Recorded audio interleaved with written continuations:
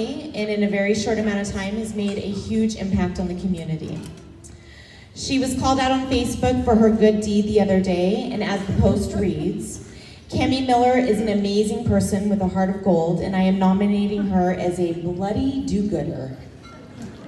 She works at a full-time job, and in her spare time she works tirelessly for months to establish a warming center.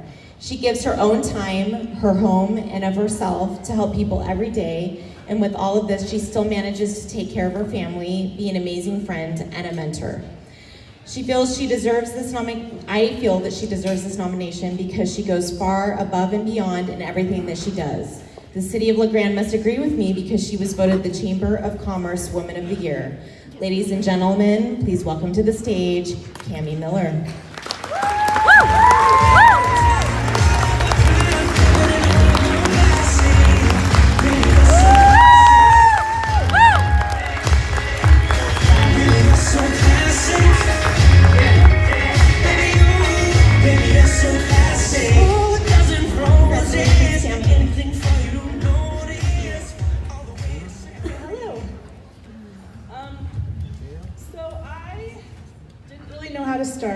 So I just Googled how many words takes up 3 minutes. So you will get 390 words tonight. So I'm pretty stoked to be here. I'm feeling a little bit of pressure about makeup for the first time since high school. And a bra with a wire since the first time I've had kids. So, pretty gussied up. So my family's here, my mom, my brother, a bunch of my children. I have 6, so we have 4 in the house. My husband and a couple of my friends, and some other warming station champions. And they've been amazing throughout all this. I haven't done dishes since the warming station opened.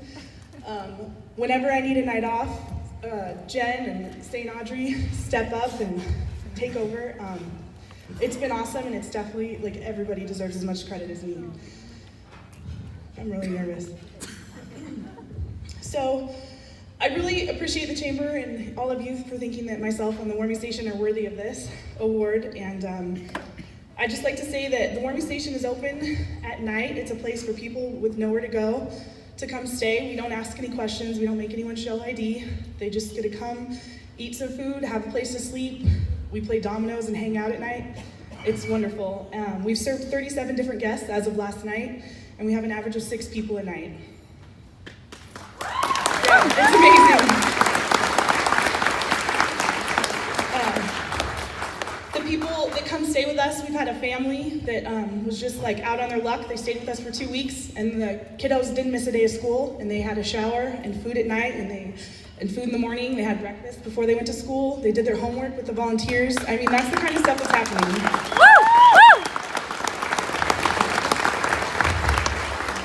We've had people get sustainable housing. We've had one guy who was staying in an unsavory place come stay with us to get clean, and he now has 30 days clean off of everything. So I have like success story after success story, but I would just really like to thank all the community for the donations and volunteer hours. I did the math. We've had over 1,800 volunteer hours put into the station this season, which is a lot. And everyone giving us a chance to open our doors this year. We're gonna open next year in November, and this next week is our last week.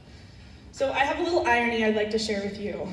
Around 9 years ago, Union County in this very community that is awarding me Woman of the Year found me so unsafe and undesirable, they sent me to prison. I'd been using drugs, a criminal. I'd been getting loaded on these very streets for around 10 years. Around a year later, I came back and paroled to Union County, and I started my path to recovery. So it was slow. There were some hiccups.